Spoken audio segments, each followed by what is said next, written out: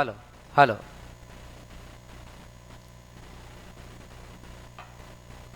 Good morning students, कैसे हैं आप सब।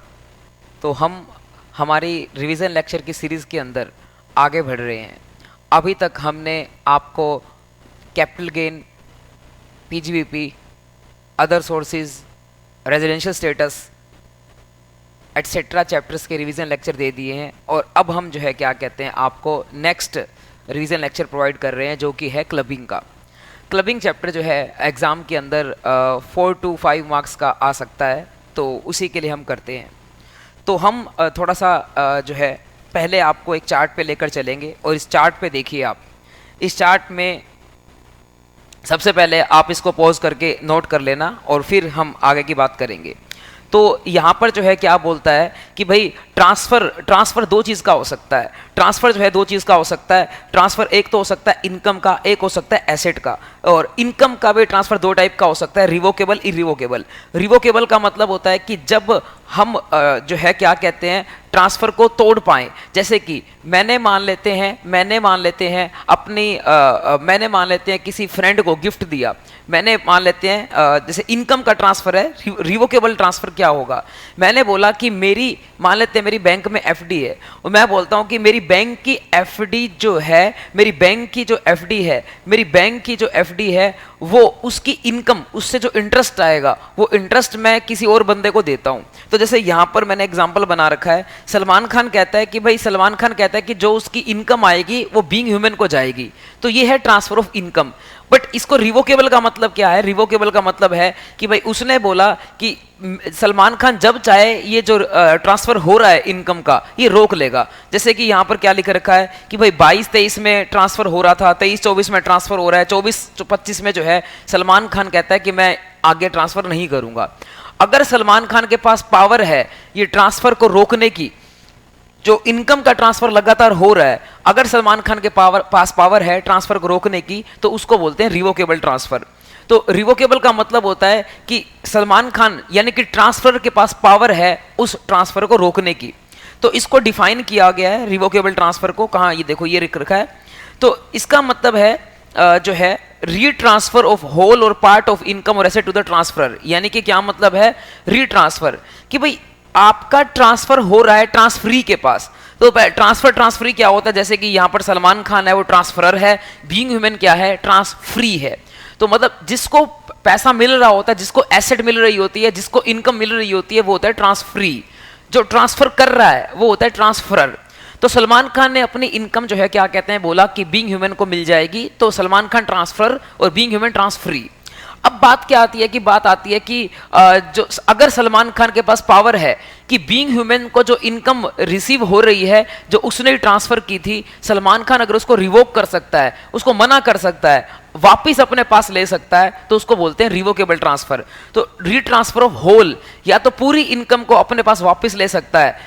हाँ, जो बीत गया, फ्यूचर की बात हो रही है कि मान लो 2 साल तक तो इनकम जाती रही बीइंग ह्यूमन के पास, अगले तीसरे साल बोलता है सलमान खान की आगे से मैं नहीं दूंगा। या तो आधी इनकम वापस ले सकता है, पूरी इनकम वापस ले सकता है, या एसेट वापस ले सकता है। तो इसको बोलते हैं रिवोकेबल ट्रांसफर। तो अब आपको पता लग गया रिवोकेबल ट्रांसफर क्या है, इरिवोकेबल ट्रांसफर क्या है। तो जो रिवोकेबल ट्रांसफर होता है जो है, चाहे रिवोकेबल हो चाहे इरिवोकेबल हो, अगर इनकम आपने डाइवर्ट कर दी ना अपनी, अगर आपने इनकम जो है दे दी है किसी को, तो वो क्लबिंग हो जाएगी उस केस में। हाँ, रिवोकेबल ट्रांसफर के केस में क्या होगा कि भाई जब तक आप क्या कहते हैं, मान लो जैसे यहां क्या लिख रखा है कि भाई 2 साल तक जो है 22-23, 23-24 2 साल तक इनकम जा रही थी बीइंग ह्यूमन के पास, क्लब हो जाएगी वापस सलमान खान के पास। 24-25 में इनकम जो है बीइंग ह्यूमन के पास गई ही नहीं, क्योंकि रिवोक कर दिया था उसने। तो फिर बीइंग ह्यूमन के पास गई नहीं, तो ऑटोमेटिकली सलमान खान के पास ही रही है इनकम, तो उसी के पास टैक्सेबल हो गई। तो कहने का मतलब क्या है कि भाई आपका रिवोकेबल ट्रांसफर होता है तो भी इनकम ट्रांसफर के पास ही टैक्सेबल होती है, और चाहे इरिवोकेबल ट्रांसफर हो, चाहे इरिवोकेबल ट्रांसफर हो। इरिवोकेबल ट्रांसफर का मतलब है सारी जिंदगी जो है वो इनकम किसको मिलती रहेगी, बीइंग ह्यूमन को मिलती रहेगी। तो भी जो है वो क्या कहते हैं, अगर इनकम सलमान खान ने अपनी इनकम डाइवर्ट कर दी है without transfer of asset, Salman Khan ने अपनी इनकम डाइवर्ट कर दी है विदाउट ट्रांसफर ऑफ एसेट, तो सलमान खान को ही टैक्सेबल होगी। जैसे कि मैंने एग्जांपल दिया कि भाई सलमान खान के पास क्या कहते हैं, ये क्या था, सलमान खान के पास ये घर था। अगला एग्जांपल है, सलमान खान के पास घर था, तो सलमान खान ने कहा कि भाई जो घर से जो इनकम होगी ना, जो घर से इनकम होगी वो बीइंग ह्यूमन को दे देना। तो इसको बोलते हैं transfer of income without transfer of asset.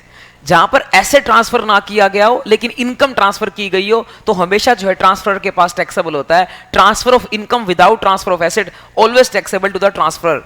तो देखो यहां पर यही लिख रखा है। फर्स्ट पेज पे क्या है, इसको इग्नोर कर सकते हो। सेकंड पेज पे आ जाते हैं, transfer of income without transfer of asset. तो देखो लिख रखा है, transfer of income to any person without transfer of asset जो है ये टैक्सेबल हो जाता है in the hands of transferor, यानी कि ट्रांसफर के पास टैक्सेबल होता है, चाहे रिवोकेबल हो चाहे इरिवोकेबल हो, क्योंकि इनकम ट्रांसफर हो रही है तो इनकम वापस से ट्रांसफर के पास ही टैक्सेबल होगी। इसके बाद जो है क्या कहते हैं, अगला कंसेप्ट आता है हमारा। तो ये वाला हमारा पैराग्राफ यहां पर कवर हो चुका है, यहां तक का पार्ट कवर हो चुका है कि भाई अगर ट्रांसफर ऑफ इनकम होता है, चाहे रिवोकेबल हो इरिवोकेबल हो, हमेशा जो है ट्रांसफर के पास टैक्सेबल होगी। इसके बाद आते हैं एसेट ट्रांसफर होता है। एसेट ट्रांसफर होता है तो वहां पर दो तरह के ट्रांसफर होते हैं, एक होता है रिवोकेबल, एक होता है इरिवोकेबल। रिवोकेबल का मतलब कि भाई मेरे पास राइट है, मैं जब चाहे एसेट वापस ले सकता हूं, या उस एसेट के ऊपर जो इनकम आ रही है वो वापस ले सकता हूं, ये रिवोकेबल ट्रांसफर है। तो ये मैंने आपको डेफिनेशन कहां सिखाई, अगले पेज पे देखो सिखाई है मैंने आपको कि भाई जो रिवोकेबल ट्रांसफर है वो उसका मतलब होता है रीट्रांसफर ऑफ होल और पार्ट ऑफ इनकम, यानी कि उस एसेट आपने किसी को दे दिया है बट उस एसेट के इनकम आप वापस रिसीव कर रहे हो, तो ये रिवोकेबल ट्रांसफर माना जाएगा। ये माना जाएगा transfer of asset but revocable transfer of asset. तो या तो आप इनकम उसकी रिसीव कर रहे हो या वो एसेट वापस रिसीव करने का आपके पास राइट है, तो इसको रिवोकेबल ट्रांसफर ऑफ एसेट मानेंगे। तो जब रिवोकेबल ट्रांसफर ऑफ एसेट होता है, जैसे यहां लिख रखा है, Rajesh transfer his house property to a trust for a benefit of mister Ramesh till his death. ये बोलता है कि भाई अपना जो है रमेश के पास एक हाउस प्रॉपर्टी ट्रांसफर की जाती है ट्रस्ट को। राजेश क्या करता है, हाउस प्रॉपर्टी ट्रांसफर करता है ट्रस्ट को, बट वो ट्रस्ट कहती है कि भाई जो इनकम होगी ना वो सारी की सारी रमेश को मिलेगी टिल हिज डेथ। तो अब यहां पर एक कंसेप्ट आता है, आप बताओगे सर ये ट्रांसफर जो है रिवोकेबल है या इरिवोकेबल है। तो क्या बात होती है, बात ये होती है कि अगर मान लेते हैं क्या किया जाता है, मान लेते हैं एसेट ट्रांसफर किया जाता है और उसकी इनकम भी उसको मिल रही है, एसेट भी उसके पास दे दिया गया है, तो ये ट्रांसफर ऑफ एसेट जरूर है। लेकिन हाँ, रिवोकेबल इसको कब बोलेंगे, अगर ट्रांसफर के पास राइट है जब चाहे एसेट को वापस ले सके, तो उसको बोलते हैं रिवोकेबल ट्रांसफर। अब इस केस में आप बोलोगे कि भाई ट्रांसफर है राजेश के पास राइट है कि भाई रमेश की डेथ तक तो राजेश के पास कोई राइट नहीं है, रमेश की डेथ की डेथ के बाद जो है वो राजेश के पास राइट आएगा। तो रमेश की डेथ तक कोई भी राइट नहीं है, रमेश की डेथ के बाद जो है राजेश के पास राइट आएगा। तो उस केस में जो है रमेश की डेथ के बाद राइट आएगा, तो भाई इसको इरिवोकेबल ट्रांसफर बोलेंगे। क्योंकि रिवोकेबल का मतलब होता है कि आज जब मैं उसको ट्रांसफर कर रहा हूं एसेट को उसके नाम पे, तो मेरे पास राइट है कि जब चाहे वापस ले लूं। इस केस में ऐसा नहीं है, जब चाहे वापस नहीं ले सकता राजेश इसको वापस ले पाएगा रमेश की डेथ के बाद। तो इसको जो है क्या कहते हैं, इरिवोकेबल ट्रांसफर बोलेंगे। तो ये इरिवोकेबल ट्रांसफर माना जाएगा। और इरिवोकेबल ट्रांसफर के केस में जो है क्लबिंग नहीं होती है। हाँ, इरिवोकेबल ट्रांसफर ऑफ इनकम हो तो क्लबिंग होती है in the hands of transfer, but अगर इरिवोकेबल ट्रांसफर ऑफ एसेट होता है तो क्लबिंग नहीं होती है। तो यहां पर देखो कहता है कि हाउस प्रॉपर्टी की इनकम टैक्सेबल होगी ट्रांसफरी के हाथ में, ट्रस्ट के हाथ में, यानी कि क्लबिंग नहीं होगी। क्लबिंग क्यों नहीं होगी, मैंने आपको पहले भी समझाया। क्लबिंग इसलिए नहीं होगी क्योंकि ये ट्रांसफर जो है कौन सा है, इरिवोकेबल है। अब आप बोलोगे सर कि इरिवोकेबल ट्रांसफर के केस में तो क्लबिंग होती थी। नहीं, मैंने बोला था ट्रांसफर दो टाइप के होते हैं, एक तो इनकम का ट्रांसफर, एक एसेट का ट्रांसफर। इनकम का ट्रांसफर का मतलब है एसेट मेरे ही नाम पर है, बट जस्ट इनकम जो है क्या कहते हैं वो किसके नाम पर जा रही है, किसी बंदे को जा रही है। तो सलमान खान ने एसेट अपने नाम पे रखा लेकिन उसकी इनकम किसी और को जा रही है, वो होता है ट्रांसफर ऑफ इनकम। उसके केस में तो हमेशा क्लबिंग होती है, चाहे आपका रिवोकेबल हो या फिर इरिवोकेबल हो। यानी कि सलमान खान के पास पावर हो उसको रिवोक करने की या ना हो, ट्रांसफर ऑफ इनकम तो हमेशा क्लब होती है। एक बात हो गई खत्म। अगली बात, ट्रांसफर ऑफ एसेट क्या होता है? ट्रांसफर ऑफ एसेट का मतलब होता है, जैसे मैंने ये यहां पर ये वाला केस समझाया, राजेश ने जो है एसेट किसको दे दिया? राजेश ने एसेट दे दिया ट्रस्ट को, ट्रस्ट को एसेट दे दिया, तो ये है ट्रांसफर ऑफ एसेट। अब ट्रांसफर ऑफ एसेट के दो टाइप होते हैं, या तो रिवोकेबल हो सकता है या इरिवोकेबल हो सकता है।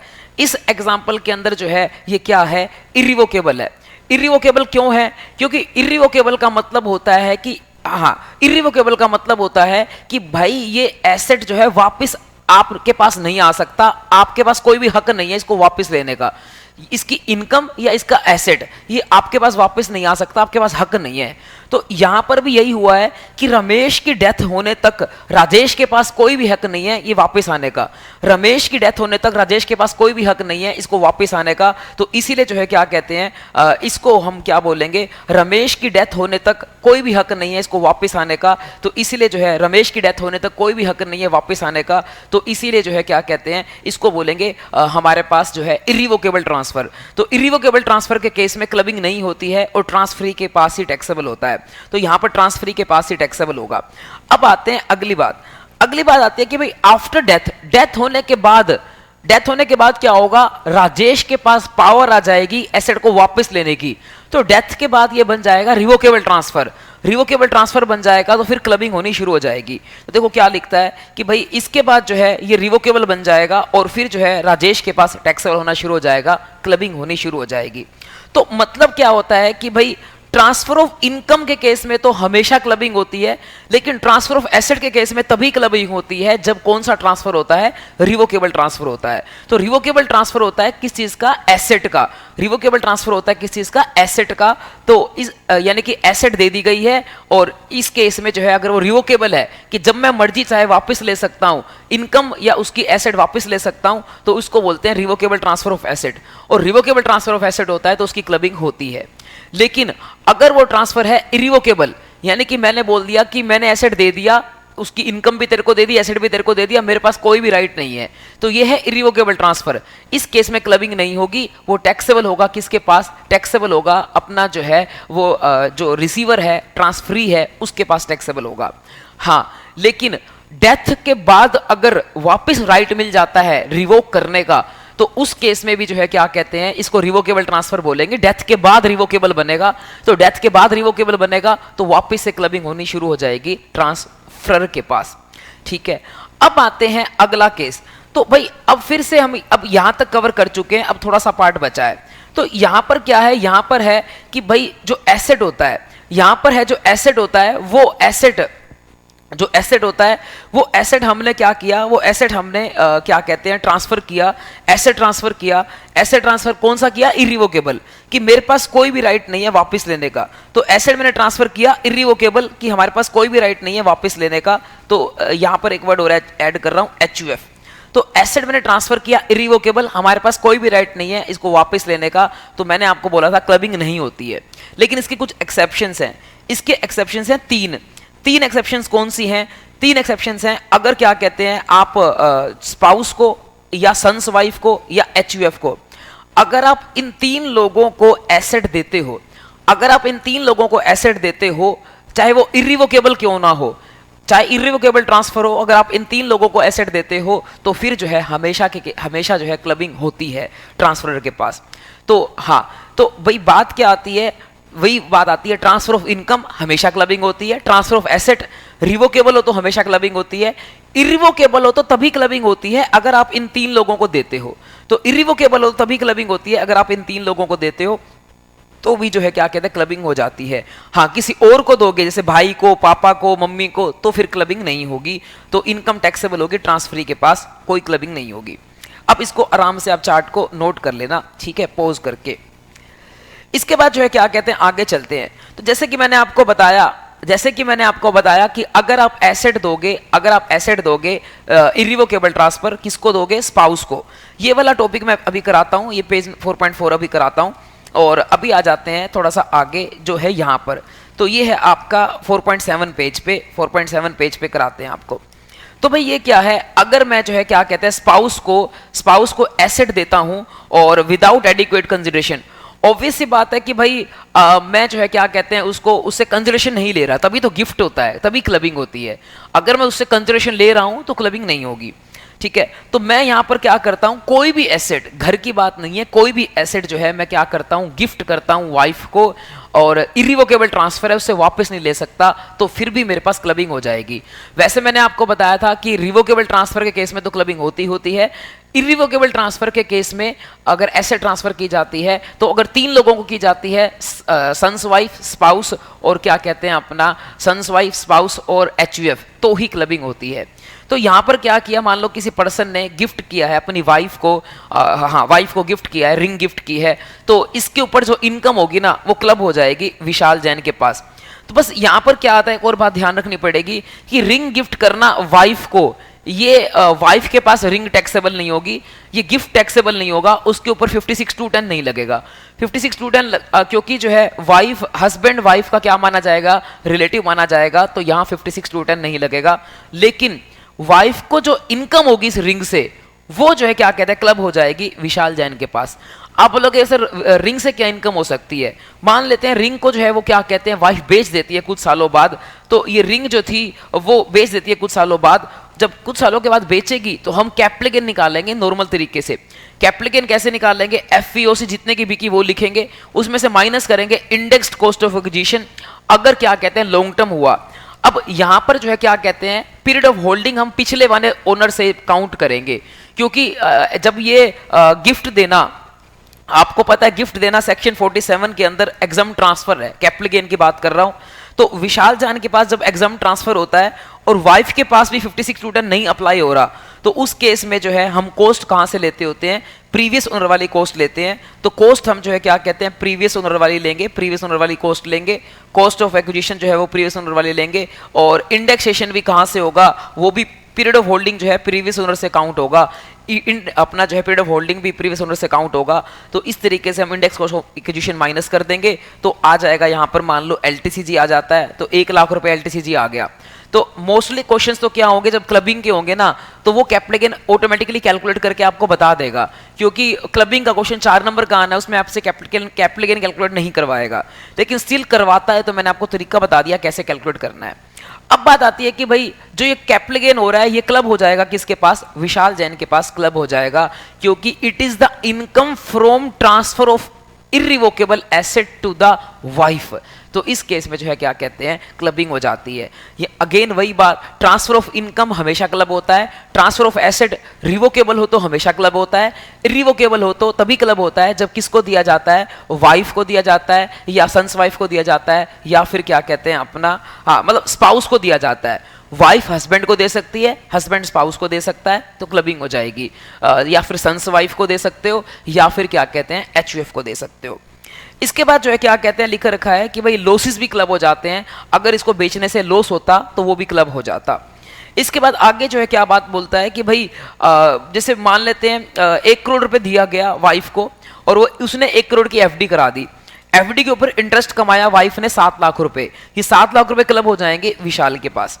इसके बाद क्या होता है कि भाई अगले साल क्या हुआ, 1 करोड़ की एफडी थी, 7 लाख और था, 7 लाख का इंटरेस्ट था, टोटल हो गया 1 करोड़ 7 लाख। अब अगले साल जो है क्या कहते हैं इन दोनों को मिलाकर एफडी करा दी, इन दोनों को मिलाकर एफडी करा दी वाइफ ने, और इंटरेस्ट रिसीव होता है 7,49,000 रुपए।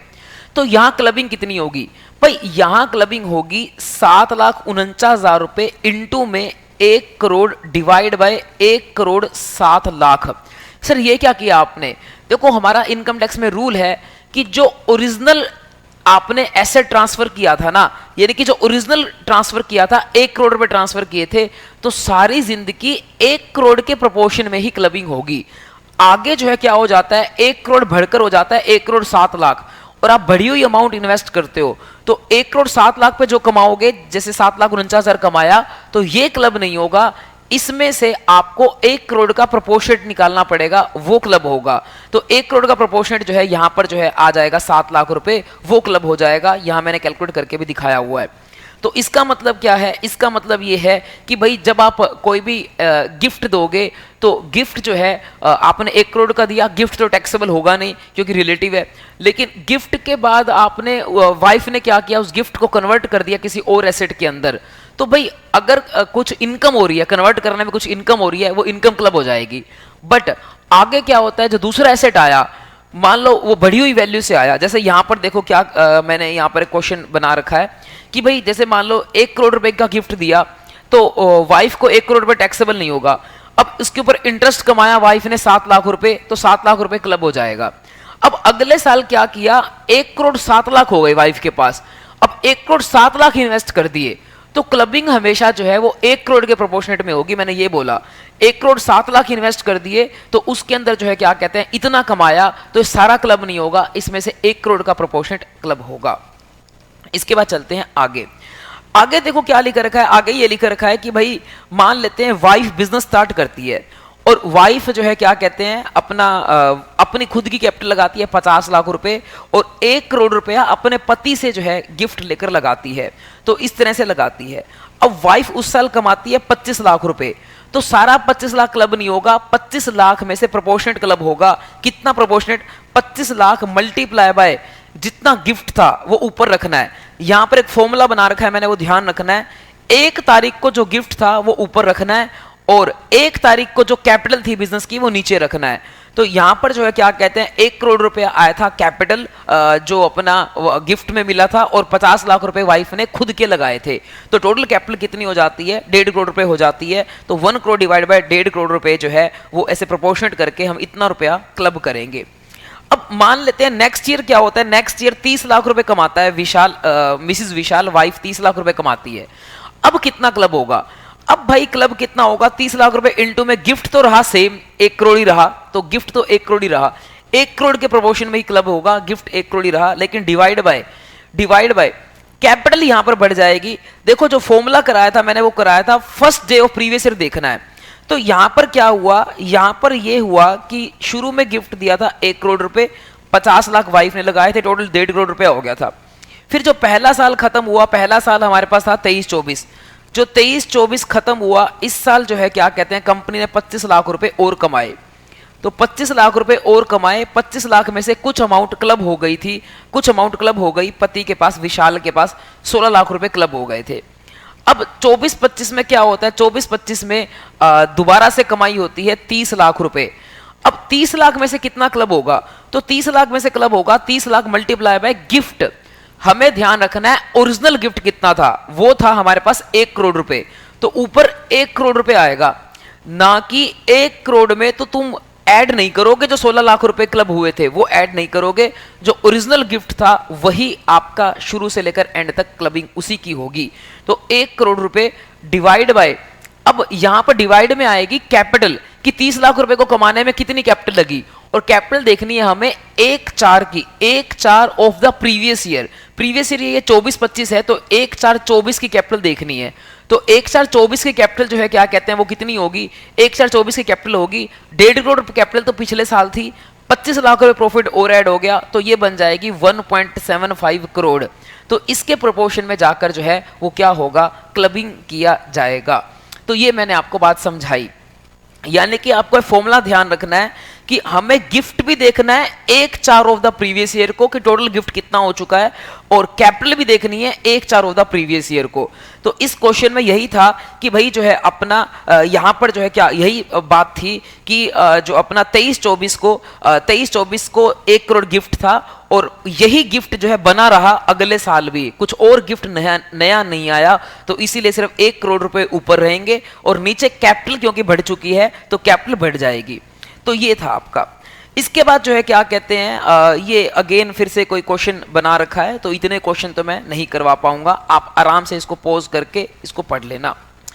इसके बाद जो है क्या कहते हैं नेक्स्ट हमारे पास आता है income from accretion of transferred assets not clubbed. ये तो अभी सिखाया आपको कि भाई मान लो 1 करोड़ रुपए गिफ्ट किए थे, 1 करोड़ रुपए के ऊपर 10 लाख कमाए, 10 लाख तो क्लब हो जाएंगे, बट अगले साल 1 करोड़ हो गया प्लस 10 लाख हो गया, 1 करोड़ 10 लाख इन्वेस्ट कर दिए, अब उस पर 11 लाख कमाए, तो 11 लाख क्लब नहीं होंगे, उसमें से प्रोपोर्शनेट किया जाएगा 11 lakh multiply by 1 crore divide by 1 crore 10 lakh, तो वही क्लब होंगे।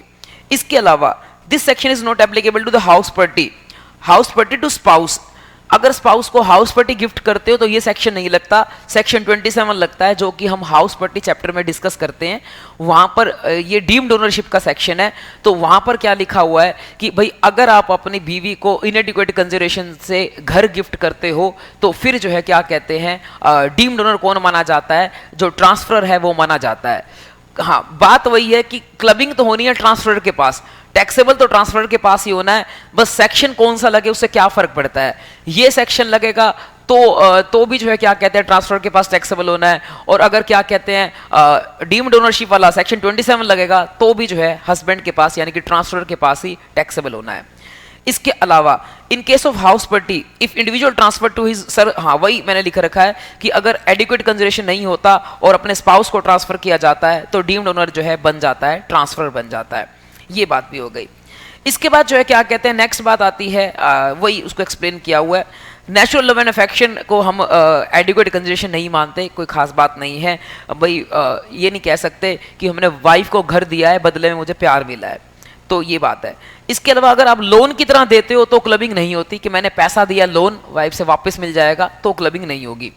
एक और बात आती है यहाँ पर कि भाई जो है हाँ, वाइफ को आपने घर दिया तो डीम्ड ओनर का सेक्शन लगता है, और अदरवाइज जो है किसी और को सन्स वाइफ को घर दोगे, सन्स वाइफ को घर दोगे तो आपका जो अगला पॉइंट मैं कराना चाह रहा हूँ, सन्स वाइफ को हाँ डीम्ड ओनर का सेक्शन सिर्फ घर के केस में लगता है, यानी कि अगर वाइफ को घर दोगे तो ही डीम्ड ओनर का सेक्शन लगेगा, वाइफ को कोई और एसेट दोगे तो फिर जो है यही क्लबिंग वाला सेक्शन लगेगा।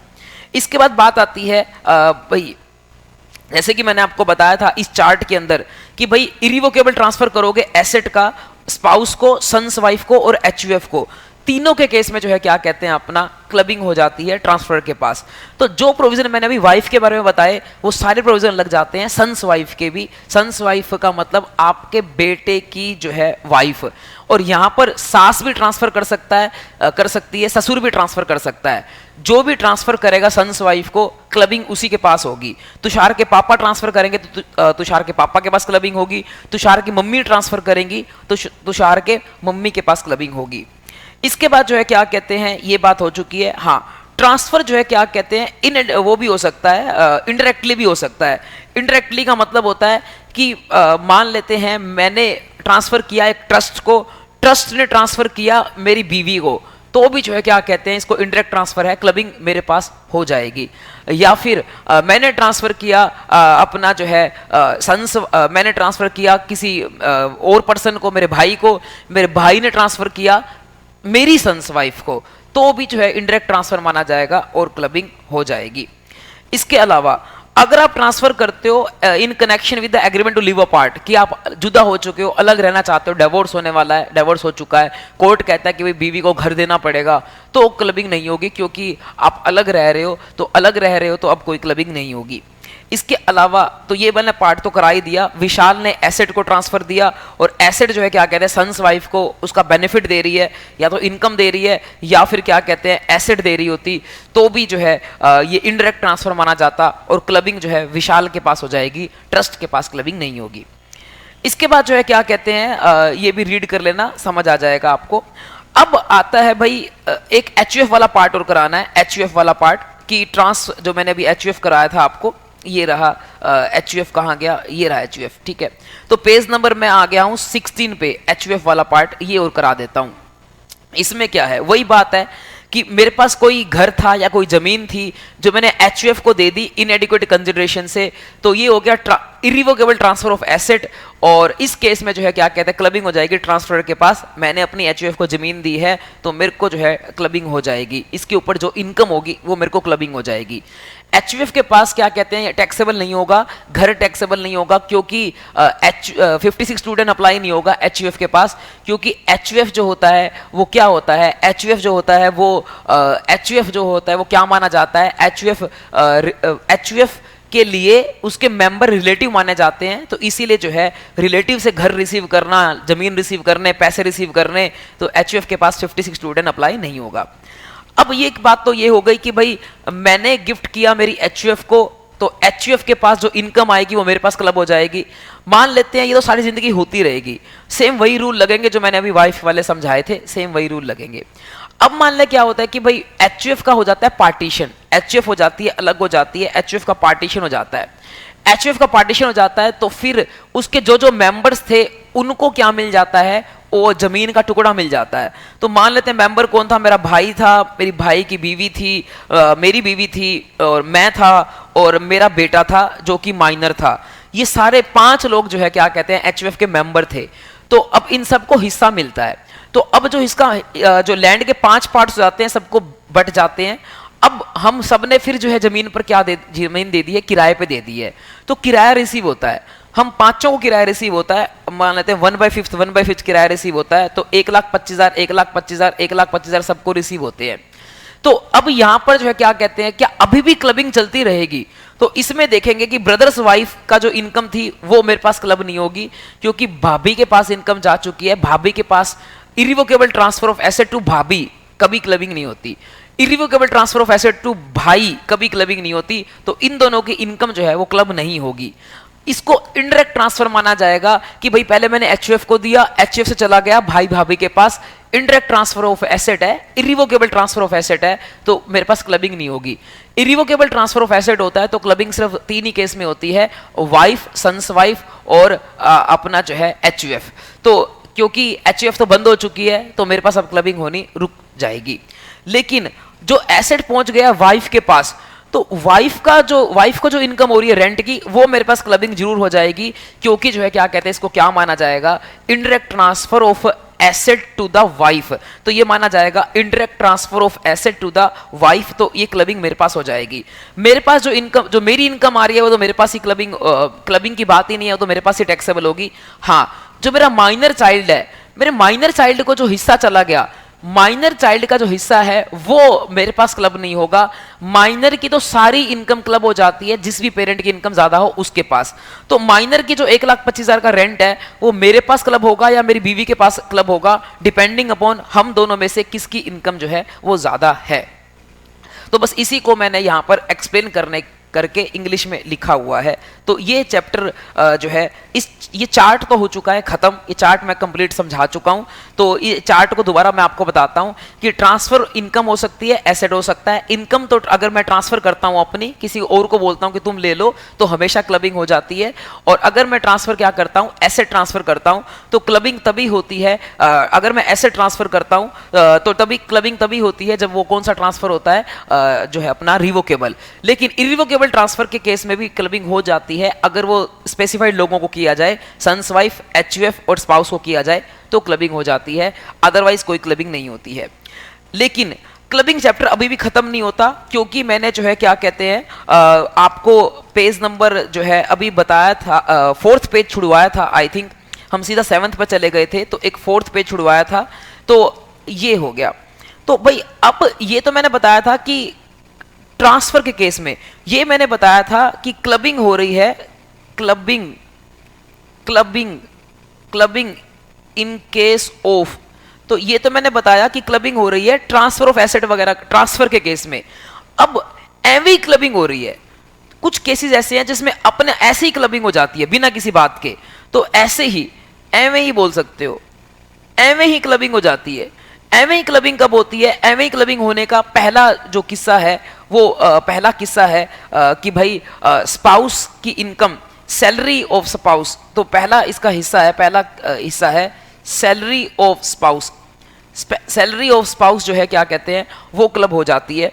तो सैलरी ऑफ स्पाउस का किस्सा क्या है उसको पढ़ाता हूं पहले मैं आपको। तो ये है सैलरी ऑफ स्पाउस क्लब हो जाती है। ये कब होती है? इसके कुछ कंडीशंस हैं। पहली कंडीशन, स्पाउस होनी चाहिए अब्बा जब्बा डब्बा, यानी कि उसको कुछ नहीं आता, ठीक है। दूसरी बात है कि उसको सैलरी कहां से मिल रही है, उसको सैलरी या कमीशन या बोनस, ये 3 चीजों की क्लबिंग होती है। ये कहां से मिल रहा है? ये मिल रहा है मेरी किसी फर्म से, यानी कि हस्बैंड के किसी फर्म से मिल रहा है, हस्बैंड के किसी फर्म से मिल रहा है, और हस्बैंड के किसी फर्म से मिल रहा है, हस्बैंड का उस फर्म में सब्सटेंशियल इंटरेस्ट है। तो ये क्या क्या कंडीशन होगी? पहली कंडीशन कि कोई हस्बैंड की फर्म है जिसमें हस्बैंड का सब्सटेंशियल इंटरेस्ट है, और दूसरी कंडीशन वाइफ को मिल रही है सैलरी, बोनस या कमीशन, और तीसरी कंडीशन वाइफ जो है वो क्या है, अब्बा जब्बा डब्बा है। तो इस केस में जो है तो वाइफ को जो भी सैलरी मिल रही है उसमें से स्टैंडर्ड डिडक्शन मिल जाएगी 50,000 रुपये, जो बची हुई अमाउंट है 5,50,000 रुपये वो क्लब हो जाएगी हस्बैंड के पास। ये रिवर्स भी हो सकता है, यानी कि मान लो वाइफ की कोई फॉर्म है जिसमें वाइफ का सब्सटेंशियल इंटरेस्ट है और सैलरी मिल रही है उस फॉर्म से हस्बैंड को, तो हस्बैंड की जो है क्या कहते हैं इनकम भी क्या हो सकती है, क्लब हो सकती है तो वाइफ के पास। तो भाई जैसे ये बना रखा है। अच्छा, इसमें एक और बात आती है कि भाई मैंने बोला सब्सटेंशियल इंटरेस्ट, तो सब्सटेंशियल इंटरेस्ट कैसे बनता है, 20% ओनरशिप होनी चाहिए उससे बनता है। तो यहां पर क्या हुआ, यहां पर मेरे पास तो 5% ओनरशिप है लेकिन मेरी मम्मी के पास 15% ओनरशिप है, तो भी क्लबिंग हो जाएगी, क्योंकि सेक्शन में ये लिखा है कि भाई आपके पास सब्सटेंशियल इंटरेस्ट होना चाहिए टुगेदर विद द रिलेटिव, तो रिलेटिव्स को जोड़कर आपके पास सब्सटेंशियल इंटरेस्ट होना चाहिए तो भी क्लबिंग हो जाएगी। तो यहां पर जो है रिलेटिव को जोड़कर हम दोनों के पास सब्सटेंशियल इंटरेस्ट बन जाता है तो भी क्लबिंग हो जाएगी, यहां पर जो है मेरे पास क्लबिंग हो जाएगी। इसके अलावा हाँ, मान लेते हैं क्या होता है, अगला केस देखते हैं, मेरे पास 0% है, मम्मी के पास 25% है, अब क्लबिंग नहीं होगी, कम से कम मेरे पास थोड़ा बहुत हिस्सा तो होना ही चाहिए, तो मेरे पास थोड़ा बहुत हिस्सा तो होना ही चाहिए। अभी देखो क्या लिखा रखा है कि भाई रेम्युनरेशन क्लब हो जाता है, सैलरी क्लब हो जाती है, बोनस क्लब हो जाता है, कमीशन क्लब हो जाता है। सैलरी हेड में क्लब होगी, बोनस और कमीशन जो है क्या कहते हैं अदर सोर्सेज में क्लब होगा। तो सैलरी क्लब होगी तो क्या कहते हैं अपना, सैलरी जब क्लब होती है तो बेसिक आपको जो है 50,000 की छूट भी मिल जाती है, डिडक्शन मिल जाती है, ये बात हो गई। स्पाउस के पास कोई स्किल्स नहीं होनी चाहिए, मैंने पहले बता दी, तभी क्लबिंग होगी। रिलेटिव की डेफिनेशन में कौन कौन आता है, क्योंकि मैंने बोला कि भाई मेरे पास सब्सटेंशियल इंटरेस्ट हो सकता है टुगेदर विद द रिलेटिव, तो रिलेटिव में कौन कौन आता है, रिलेटिव में आता है स्पाउस, इवन स्पाउस के पास भी शेयर हो सकता है, मम्मी पापा भाई बहन सन डॉटर, ये सारे रिलेटिव की डेफिनेशन में आते हैं, इनको अच्छे से याद कर लेना। दूसरी बात, सब्सटेंशियल इंटरेस्ट जो है any time during the previous year, किसी भी टाइम पर हो सकता है ड्यूरिंग द प्रीवियस ईयर। कहने का मतलब मान लेते हैं 1/4 को साल शुरू होता है तो मेरे पास उस टाइम सब्सटेंशियल इंटरेस्ट था टुगेदर विद द रिलेटिव, कुछ टाइम बाद इंटरेस्ट कम हो जाता है, मैं शेयर बेच देता हूं, तो फिर क्या कहते हैं, फिर भी क्लबिंग होगी पूरे साल। अगर साल में एक दिन भी सब्सटेंशियल इंटरेस्ट आपके पास होता है तो सारा साल जो है वो क्लबिंग हो जाती है। इसके बाद सब्सटेंशियल इंटरेस्ट का मतलब क्या होता है, बोलता है कि अगर वो कोई फर्म है तो वहां पर तो वोटिंग पावर होती है, प्रॉफिट शेयरिंग रेशियो देखी जाती है 20% होनी चाहिए, और कंपनी है तो वहां पर शेयर होल्डिंग देखी जाती है। इसके बाद जो है क्या कहते हैं आगे चलते हैं, कोई केस है जिसमें क्या है कि भाई मेरे पास 10% है, वाइफ के पास 15% है, एक फर्म का सैलरी मिल रही है वाइफ को, तो किसके पास क्लबिंग होगी, तो भाई क्लबिंग होगी मेरे पास, क्योंकि भाई ये रूल है कि भाई अगर मेरे पास थोड़ा बहुत शेयर था टुगेदर विद द रिलेटिव और वाइफ भी रिलेटिव की डेफिनेशन में आती है, तो हम दोनों का शेयर मिलाकर 20% से ऊपर हो जाता है, तो वो अब्बा जब्बा डब्बा है, उसको गलत सैलरी मिल रही है, तो मेरे पास जो है वो क्लब हो जाएगी। अगला एग्जांपल आता है, मान लेते हैं दोनों के पास शेयर्स हैं, दोनों के शेयर्स मिलाकर सब्सटेंशियल इंटरेस्ट बन जाता है और सैलरी दोनों को मिल रही है, दोनों ही अब्बा जब्बा डब्बा है, तो इस केस में क्लबिंग किसके पास होगी, तो इस केस में क्लबिंग उसके पास होगी जिसकी इनकम हायर होगी इस सैलरी को छोड़कर। तो बड़ा क्वेश्चन बनेगा इसके अंदर, 4-5 नंबर का, 6 नंबर का बन सकता है, जिसमें क्या होगा, 2 पति पत्नी होंगे और दोनों की जो है क्या कहते हैं एक फर्म होगी और उसमें दोनों का सब्सटेंशियल इंटरेस्ट बन जाएगा रिलेटिव्स को जोड़कर, और फिर जो है दोनों को सैलरी मिलती होगी उस फर्म से। तो आप क्या करोगे, दोनों की दूसरी इनकम देखोगे सैलरी को छोड़कर, तो सैलरी को छोड़कर दूसरी इनकम निकालोगे और उनमें से जो इनकम ज्यादा मिलेगी उस बंदे के पास जो है दोनों की सैलरी क्लब हो जाएगी। तो देखो क्या लिख रखा है यहाँ पर, ये लिख रखा है where both husband and wife have substantial interest in any concern and both receive remuneration, और वो इंक्लूड हो जाएगा, दोनों रेम्युनरेशन इंक्लूड हो जाएंगे उस बंदे के पास, उस स्पाउस के पास जिसकी टोटल इनकम जो है, टोटल इनकम ध्यान रहे डिडक्शन वगैरह घटाकर total income excluding such income is higher, इस इनकम को छोड़कर, इस सैलरी को छोड़कर, दोनों की सैलरी को छोड़कर बाकी इनकम निकाल लेनी है, जिस भी स्पाउस की ज्यादा मिलेगी उसमें क्लब हो जाएगा। और एक बार अगर क्लब हो जाता है तो फिर सारी जिंदगी उसी स्पाउस के पास क्लब होता रहेगा। सब्सिक्वेंटली हम हर साल चेक नहीं करेंगे कि किसकी इनकम ज्यादा है, किसकी इनकम कब है। हाँ, लेकिन एओ को लगता है कि भाई अगर हमें चेंज करना है तो एओ चाहे तो चेंज कर सकता है after giving opportunity of being heard. इसके बाद ये वाला पॉइंट हो गया, फिर अपन आते हैं 7th पॉइंट हो गया था, ये पेज हो गया, ये पेज हो गया, ये पेज हो गया, अब सन्स वाइफ वाला भी हो गया था, ट्रस्ट वाला भी हो गया, अब आते हैं माइनर्स इनकम। तो भाई एवं ही वाले पॉइंट्स में हमारे पास एक पॉइंट और आ जाता है जो कि है माइनर्स इनकम।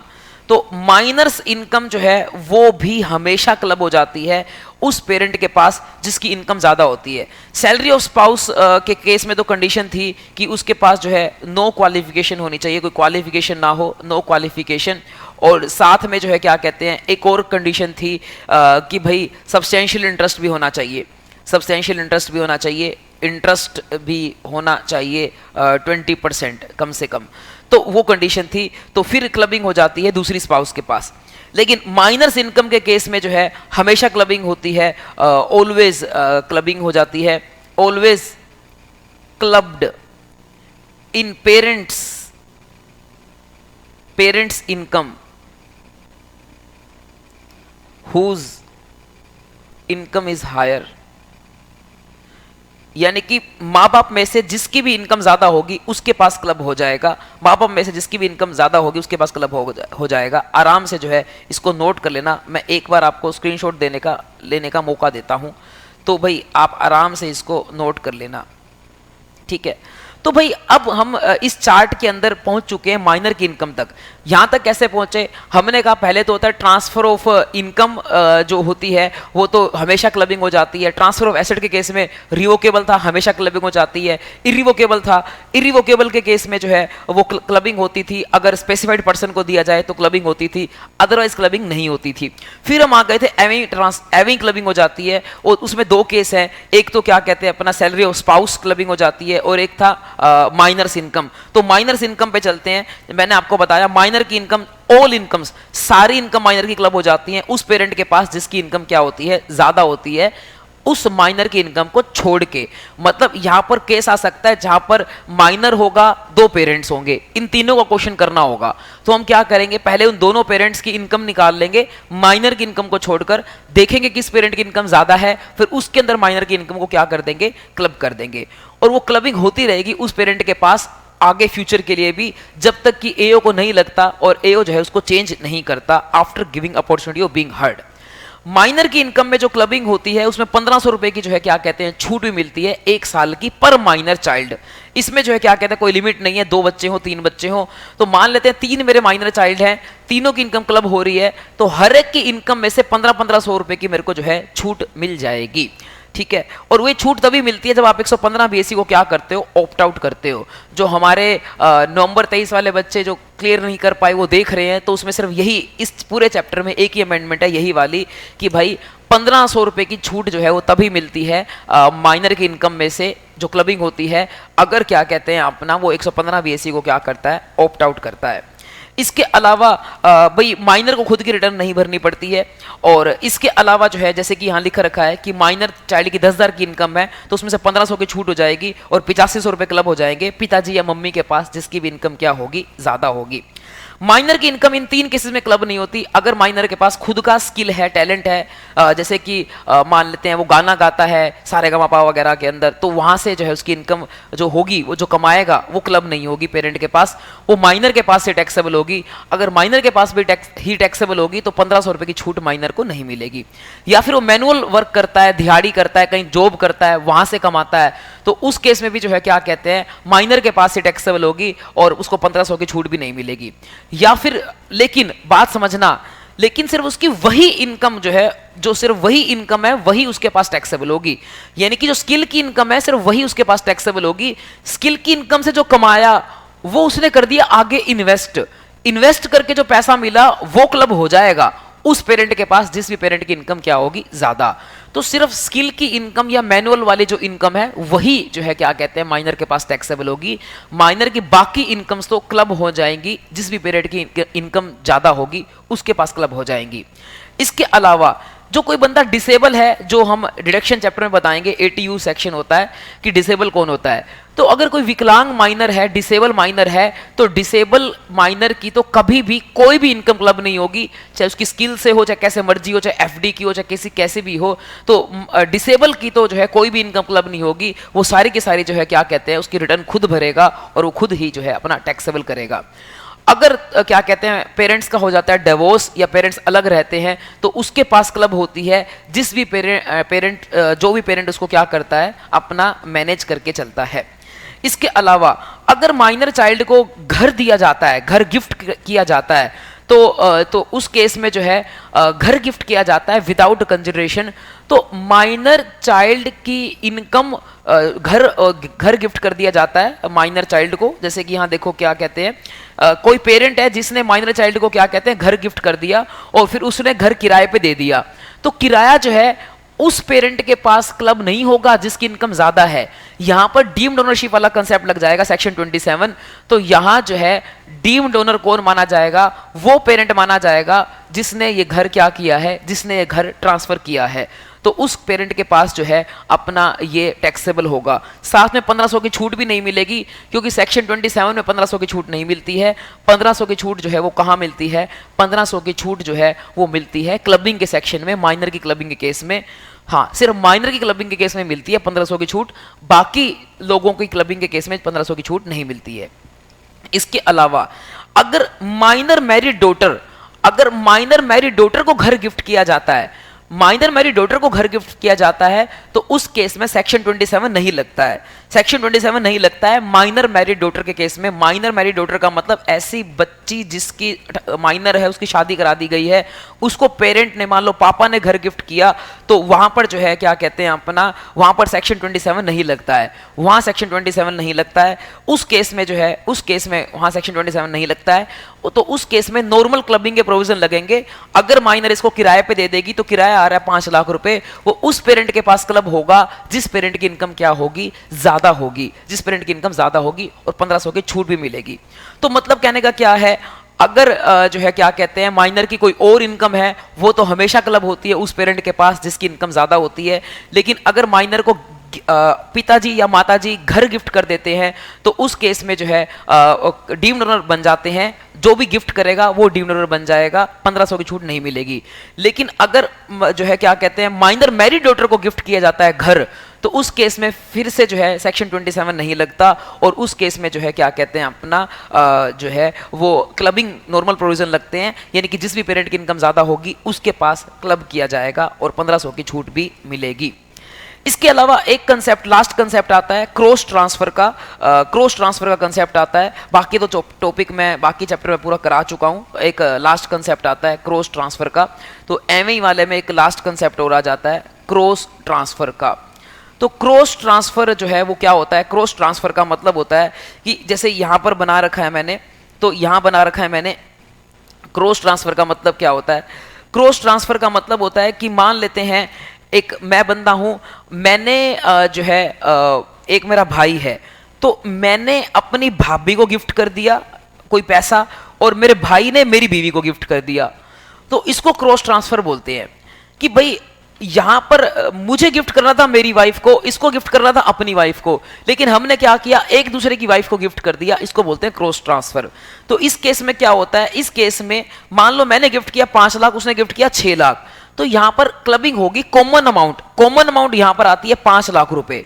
तो 5 लाख रुपए के ऊपर जो दोनों पर्संस को इनकम हो रही होगी वो क्लब होगी। जैसे कि 5 लाख रुपए के ऊपर जो है इसकी बीवी ने, 5 लाख रुपए के ऊपर इसकी बीवी ने जो कमाया, 5 लाख रुपए के ऊपर इसकी बीवी ने जो है 9% के हिसाब से इंटरेस्ट कमाया 8 महीने के लिए, तो वो क्लब हो जाएगा क्या कहते हैं अपना इसके पास, इस क्योंकि बीवी जिसकी है उसके पास ही क्लब होगा, 30,000 क्लब हो जाएगा इसके पास। हाँ, वैसे उसको मिले 6 लाख थे, तो बाकी बच गया 1 लाख। 1 लाख के ऊपर जो कमाया वो खुद अपना जो है खुद टैक्स भरेगी, भाभी खुद अपना टैक्स भरेगी। ऐसे ही मेरी बीवी को तो मिले थे 5 लाख रुपए, तो 5 लाख का 5 लाख उसने इन्वेस्ट कर दिया, तो 5 लाख के ऊपर जो उसने कमाया वो जो है मेरी इनकम में क्लब हो जाएगा, मेरी इनकम में क्लब हो जाएगा। तो मतलब यहां पर 56 स्टूडेंट दोनों को ही नहीं लगेगा, क्योंकि दोनों रिलेटिव की डेफिनेशन में आते हैं। तो यहां पर बात क्या है क्रॉस ट्रांसफर के केस में, कि मैंने ट्रांसफर किया किसी और को जो कि सेक्शन में कवर्ड नहीं है, और किसी मेरे भाई ने ट्रांसफर किया किसी और को जो कि सेक्शन में कवर्ड नहीं है, बट इनडायरेक्टली जो है हम दोनों ने अपनी बीवियों को ट्रांसफर कर दिया, या यहाँ बीवी की जगह माइनर चाइल्ड भी आ सकता था, उसको ट्रांसफर कर दिया, तो इसको बोलते हैं क्रॉस ट्रांसफर। तो इसमें पहला स्टेप होता है कॉमन अमाउंट डिटरमाइन करना। कॉमन अमाउंट डिटरमाइन करेंगे वो ये है, और इस अमाउंट के ऊपर जो इसकी बीवी कमाएगी वो इसकी इनकम में क्लब होगा, और इस अमाउंट के ऊपर जो मेरी बीवी कमाएगी वो मेरी इनकम में क्लब होगा। तो इस तरीके से जो है क्या कहते हैं क्रॉस ट्रांसफर की क्लबिंग होती है। ये थ्योरी लिख रखी है, आप थ्योरी आराम से पढ़ लेना, कोई चक्कर नहीं है। ये जो मैंने अमाउंट्स चेंज की हुई हैं, ये तो मैंने कुछ अलग एग्जांपल बनाया था, तो आपको ये अमाउंट्स चेंज करने की ज़रूरत नहीं है। आप जो है क्या कहते हैं, अपना जो नॉर्मल लिख रखा है वो ही पढ़ लेना। तो भाई ये चीज़ है। इसके बाद तो पूरा चैप्टर होता है खत्म। अब इसको बस लास्ट 1 मिनट में इसको हम करते हैं। तो क्लबिंग जो है वो ट्रांसफर की वजह से हो सकती है, एवं ही हो सकती है। एवं के 3 कंसेप्ट है, अलग कर दिया। ट्रांसफर की वजह से हो सकती है, ट्रांसफर के 2 कंसेप्ट होते हैं, इनकम ट्रांसफर हो सकता है या एसेट ट्रांसफर हो सकता है। इनकम ट्रांसफर होता है, हमेशा क्लबिंग हो जाती है ट्रांसफर के पास। एसेट ट्रांसफर होता है, क्लबिंग तभी होती है जब क्या कहते हैं अपना हाँ, क्लबिंग तभी होती है जब रिवोकेबल ट्रांसफर हो। रिवोकेबल ट्रांसफर ऑफ एसेट हो तो क्लबिंग हो जाती है। इरिवोकेबल ट्रांसफर ऑफ एसेट हो तो फिर जो है क्या कहते हैं, क्लबिंग नहीं होती है। इरिवोकेबल ट्रांसफर ऑफ एसेट के केस में क्लबिंग तभी होती है जब स्पाउस को करो या सन्स वाइफ को करो या एचयूएफ को करो, तो जो है क्लबिंग हो जाती है ट्रांसफर के पास। इसके अलावा फिर जो है क्या कहते हैं, हमारे पास आ जाता है एवं। अगर एवं ट्रांसफर होता है, एवं यहाँ ट्रांसफर नहीं है, यहाँ पर इसमें एक तो केस होता है माइनर चाइल्ड की सारी इनकम क्लब हो जाती है उस पेरेंट के पास जिसकी इनकम ज्यादा हो, या फिर अगर आपकी स्पाउस जो है वो ऐसी फर्म में काम करती है जिसमें आपका सब्सटेंशियल इंटरेस्ट है, स्पाउस को कोई नॉलेज नहीं है, क्वालिफिकेशन नहीं है, तो भी आपके पास उसकी सैलरी क्लब हो जाती है। या फिर मैंने अभी केस कराया क्रॉस ट्रांसफर। तो इसी के साथ क्लबिंग चैप्टर होता है खत्म। मिलेंगे आपसे नेक्स्ट चैप्टर के अंदर जो हो हमारा सेट ऑफ होगा।